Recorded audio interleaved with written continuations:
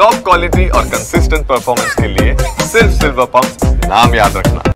ವಂಚನೆ ಮಾಡಿ ನೂರಾರು ಕೋಟಿ ಹಣವನ್ನು ಮಾಡಿದ್ದಂತಹ ಈ ಒಂದು ರೋಹನ್ ಸಲ್ಡಾನನ ಆ ಮನೆ ಒಳಗಡೆ ಐಷಾರಾಮಿ ಜೀವನ ಹೇಗಿತ್ತು ಅನ್ನೋದನ್ನ ನಾವು ಇವತ್ತು ನೋಡ್ತಾ ಹೋಗೋದಾದ್ರೆ ಇಲ್ಲಿ ನೋಡ್ಬೋದಾಗಿದೆ. ಇದೇನಿದೆ ಅವನ ಪ್ರೈವೇಟ್ ಬಾರ್ ಕೌಂಟರ್ ಏನಿರುತ್ತೆ, ಸೊ ಇಲ್ಲಿ ಸಂಪೂರ್ಣವಾಗಿ ಕೋಟ್ಯಾಂತರ ರೂಪಾಯಿ ಮೌಲ್ಯದ ವಿದೇಶಿ ಮದ್ಯಗಳ ಒಂದು ರಾಶಿಯನ್ನೇ ಇಲ್ಲಿ ಇಟ್ಕೊಂಡಿದ್ದ ಅಂತ ಹೇಳ್ಬೋದು. ಸದ್ಯಕ್ಕೆ ಇಲ್ಲೆಲ್ಲವನ್ನು ಕೂಡ ಈಗ ಪೊಲೀಸರು ಅದನ್ನು ವಶಪಡಿಸ್ಕೊಂಡಿದ್ದಾರೆ. ಸೊ ಅದು ನಾವು ದೃಶ್ಯಾವಳಿಗಳಲ್ಲಿ ನೋಡ್ಬೋದು. ಸೊ ಎಲ್ಲ ಅಂದರೆ ಅವನ ಮನೆಯಲ್ಲಿದ್ದಂತಹ ಎಲ್ಲ ಫ್ರಿಡ್ಜ್ಗಳಲ್ಲೂ ಕೂಡ ಮದ್ಯದ ಬಾಟ್ಲಿಗಳೇ ಇತ್ತು.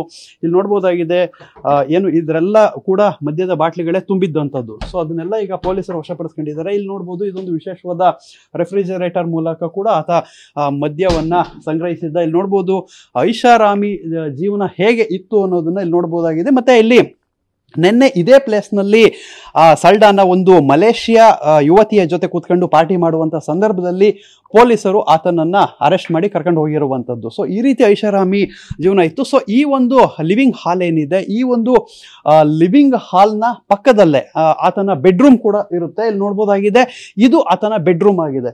ಸೊ ಇದನ್ನ ಕೂಡ ಡೋರ್ ಒಡೆದು ಪೊಲೀಸರು ಒಳಗಡೆ ಬಂದಿರುವಂಥದ್ದು. ಇಲ್ಲಿ ಈ ಒಂದು ಬೆಡ್ರೂಮ್ ಏನಿದೆ, ಸೊ ಇದು ರೋಹನ್ ಸಲ್ಡಾನನ ಬೆಡ್ರೂಮ್. ಈ ಬೆಡ್ರೂಮ್ನಲ್ಲಿ ಇದೇ ರೀತಿ ಕಪೋರ್ಡ್ಗಳಿದೆ ನೋಡ್ಬೋದಾಗಿದೆ. ಈ ಒಂದು ಕಪೋರ್ಡ್ಗಳೇನಿದೆ ಆ ಕಪೋರ್ಡ್ಗಳಲ್ಲಿ ಎಲ್ಲವೂ ಕೂಡ ಅದೇ ರೀತಿ ಕಪೋರ್ಡ್ಗಳಾಗಿರುವಂಥದ್ದು. ಅಂದ್ರೆ ಪರ್ಟಿಕ್ಯುಲರ್ ಆಗಿ ಒಂದು ಕಬೋರ್ಡ್ ಏನು ಬಟ್ಟೆಗಳನ್ನು ಇಡಲಿಕ್ಕೆ, ಆತನನ್ನ ವಸ್ತುವನ್ನು ಇಡಲಿಕ್ಕೆ ಎಲ್ಲ ರೀತಿಯ ಐಟಮ್ಗಳನ್ನು ಅವನು ಇಲ್ಲಿ ಇಟ್ಕೊಂಡಿದ್ದ.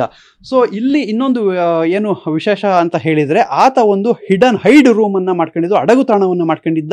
ವಂಚನೆ ಮಾಡಿದಂಥ ಸಂದರ್ಭದಲ್ಲಿ ಮನೆಗೆ ಯಾರಾದರೂ ಪೊಲೀಸರು ಇಲ್ಲ ಬೇರೆ ಯಾರು ಬಂದರೆ ಆತ ಹೈಡ್ ಆಗುವಂಥದ್ದು.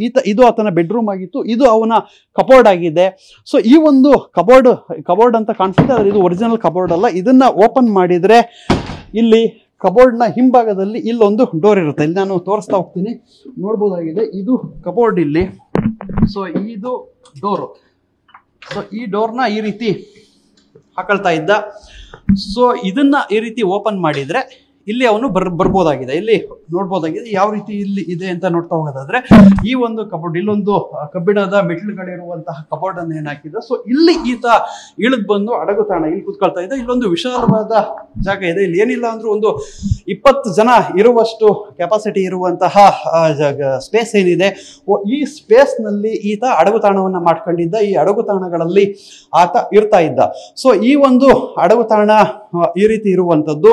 ಸೊ ಯಾರಾದ್ರೂ ಬಂದ್ರೆ ಅವನು ಇಲ್ಲ ಅಂತ ತೋರಿಸ್ಕೊಳ್ಳಿಕ್ಕೆ, ಮನೆಯಲ್ಲಿ ಇಲ್ಲ ಅಂತ ತೋರಿಸ್ಕೊಳ್ಳಿಕ್ಕೆ, ಪೊಲೀಸರಿಗೆ ವಂಚನೆ ಮಾಡ್ಲಿಕ್ಕೆ ಇಂಥದ್ದೊಂದು ಅಡಗುತಾಣವನ್ನ ಮಾಡ್ಕೊಂಡಿದ್ದ. ಮತ್ತೆ ಈ ಭಾಗದಲ್ಲಿ ಒಂದು ಎಕ್ಸಿಟ್ ಏರ್ ಬರುವಂತ ವಿಂಡೋವನ್ನು ಮಾಡ್ಕೊಂಡಿದ್ದ. ಹೊರಗಡೆ ಏನೇನು ಆಗುತ್ತೆ ಅನ್ನೋದನ್ನ ಕೂಡ ಆತ ನೋಡ್ಬೋದಾಗಿತ್ತು.